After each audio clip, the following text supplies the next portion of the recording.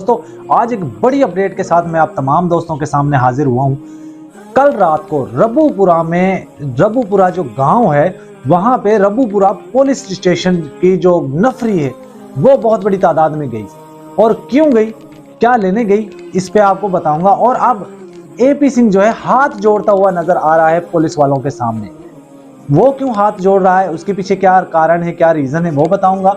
और साथ ही साथ अब वो लोग जो शुरू में सीमा के साथ बहुत हैप्पी मोमेंट जिन्होंने गुजारे हैं, उन सब लोगों का पत्ता कटने वाला है, उन सब लोगों की बारी आने वाली है, उन सब लोगों का चेहरा बेनकाब होने वाला है, वो सब लोग जेल जाने वाले हैं। जी हाँ दोस्तों, देखिए, जब से मोमिन मलिक जी ने इस केस को देखा है, जब से उन्होंने कोर्ट का दरवाजा खटखटाया है और रबरा की जो पुलिस स्टेशन में खलबली मचकर रह गई है, वहां पे जो अधिकारी हैं, जो एसएचओ हैं, जो इन्वेस्टिगेशन इंचार्ज है, अब वो माफी मांगता फिर रहा है। और वो सीमा के घर जा जाके बार बार रबूपुरा में जा जाकर और एपी सिंह को फोन कर करके पागल हुआ पड़ा कि मेरी जान छुड़ाओ, मेरी जान छुड़ाओ। आप एपी सिंह को बोलते हैं कि एपी सिंह जी, आपने हमें कहां पे फंसा दिया, किस केस में फंसा दिया। हमने आपके कहने पे जो फरीदाबाद का केस था वो रबूपुरा में शिफ्ट किया, यहाँ पे उनको अरेस्ट किया, लाकर जो है वो केस दायर किया, यहाँ पे एफआईआर काटी, और आपने हमें कहाँ फंसा दिया है। अब तो हमारी नौकरी हाथ जाएगी। तो ये चीजें वहां पे चल रही है दोस्तों। रबूपुरा में जो पुलिस स्टेशन है, वो पुलिस स्टेशन वालों अब जो है बार बार सीमा के घर जाते हैं और सीमा को ये कहते हैं कि तुमने हमें कहाँ फंसा दिया है, तुमने हमें किस चक्कर में डाल दिया है, हमने तुम्हारी फेवर की थी और तुमने हमें किसी उल्टे केस में फंसा दिया, अब हमारी नौकरी भी जाएगी। इस की खबर आई है मेरे पास।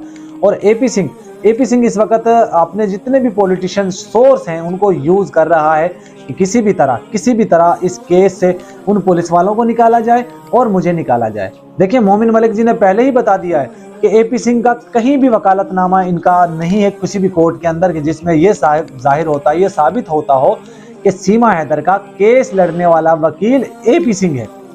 तो फिर एपी सिंह को क्यों भागदौड़ लगी हुई है, एपी सिंह को क्यों टट्टियां लगी हुई है, क्यों एपी सिंह जो है भागदौड़ कर रहा है और उसको रातों की नींद हराम हो चुकी है। एपी सिंह को रात को भी ख्वाब में जो है पुलिस अरेस्ट करती हुई नजर आती है, कोर्ट जो है उसको जेल भेजते हुए नजर आते हैं।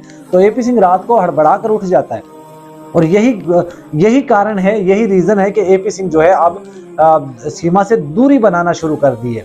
और जितने भी पॉलिटिशियंस हैं इसके जानने वाले, उन सब के सामने हाथ जोड़ता हुआ नजर आता है और कहता है कि मेरी जान छुड़ाओ। मैंने कौन सा वो वक्त था जब मैंने सीमा का साथ दिया, और अब जो है वो मेरी जान छुड़ाओ इसी से। लेकिन मीडिया पर आकर एपी सिंह जो है वो जहर उगलता है, इस मुद्दे को जो है मजहब से जोड़ने की कोशिश करता है।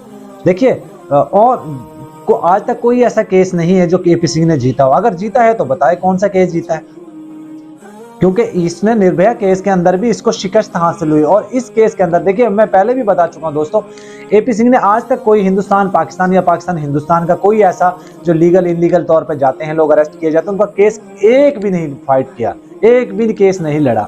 हाँ, मोमिन मलिक जी की अगर बात की जाए तो उन्होंने बहुत से ऐसे केसेस लड़े हुए हैं। और देखिए, मोमिन मलिक जी के बारे में अगर मैं थोड़ा सा आपको और बताता चलूं, इंतहाई नफीस इंसान है, इंतहाई जुबान बहुत अच्छी है उनकी, बहुत मीठी जुबान है, लोगों से अच्छे इखलाक से बात करते हैं, अच्छे तरीके से पेश आते हैं, इंसानियत का दर्द रखते हैं। और ख़ास तौर पे ऐसे मजबूर लोग जिस तरह जो गैर कानूनी तरीके से भूल गए भटके से बॉर्डर क्रॉस कर जाते हैं और वो निर्दोष होते हैं, उनको हेल्प आउट करने में बहुत अहम किरदार अदा करते हैं। और अंसार बरनी जी, वो भी बड़ा ज़बरदस्त किस्म का काम करते हैं इंसानियत के लिए। जो लोग उनको जानते हैं, जो बुजुर्ग हैं या जो बड़े हैं, वो जो जानते हैं, जो 30 साल पहले, 20 साल पहले, 10 साल पहले जो इस तरह के केसेस होते थे, उनमें मोमिन मलिक जी का बड़ा अहम रोल हुआ करता था। और ये कहा जाए कि मोमिन मलिक एक पढ़े लिखे, समझदार, सुलझे हुए वकील हैं, तो ये गलत ना होगा।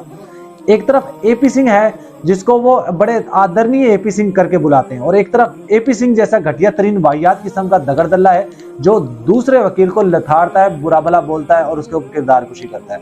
सीमा की नींदें हराम हो चुकी हैं। रात को सीमा उठ कर जो है उसको झटके लगते हैं, उसके दिमाग में झटके लगते हैं एकदम से, और फिर वो उठती है उठकर और रील्स बनाती है, कभी दुखी गाने पे बनाती है, कभी लप्पू के साथ लिमट जाती है, कभी कहती है कि मैं तुम्हें छोड़ के नहीं जाऊंगी। तो दोस्तों, ये तो बात कंफर्म है कि सीमा ने जेल जाना ही जाना है, बच्चों ने डिपोर्ट होना है, लेकिन इसमें इस प्रोसेस में कितना टाइम लगता है, कितना टाइम डिले होता है, ये आने वाला वक्त बताएगा। हम आपको बताएंगे एपी सिंह क्या कर रहा है, सीमा क्या कर रही है, एपी सिंह के जो जितने भी पॉलिटिशियंस हैं वो क्या कर रहे हैं, और वो एक काला तवा की तरह एक काला बांदर है वहां पे, वो क्या कर रहा है।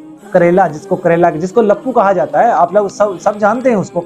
उसके डिफरेंट नाम रखे हुए हैं, किसी ने लप्पू रखा हुआ, किसी ने झिंगूर, मरा हुआ चूहा, सड़ा हुआ बैंगन, कोयला, पता नहीं क्या क्या नाम रखे हुए हैं। तो ये सब नाम एक ही शख्स के हैं।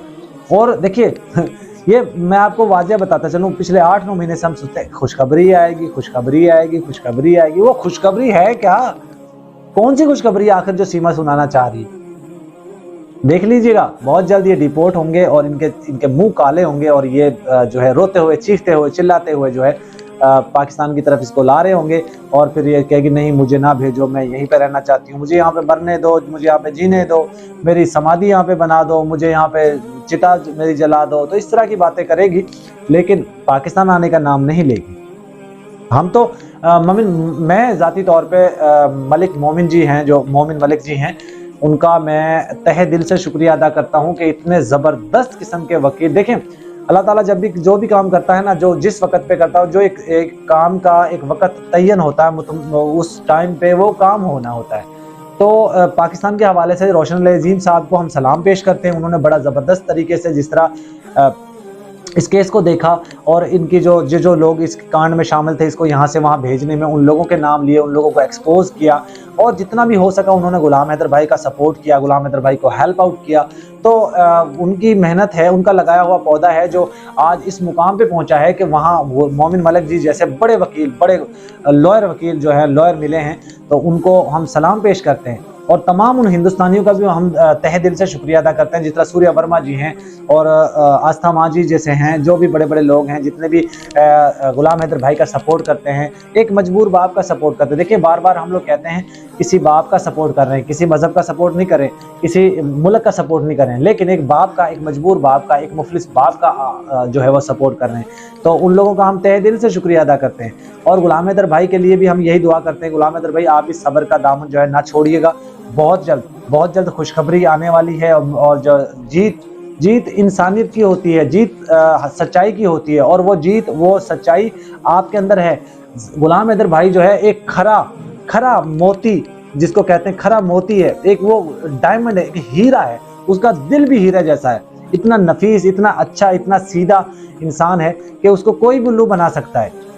तो गुलाम हैदर भाई बहुत नफीस इंसान है। बार बार हम लोग कहते हैं, मैंने उनके फिजिकली उनके घर जाकर देखा।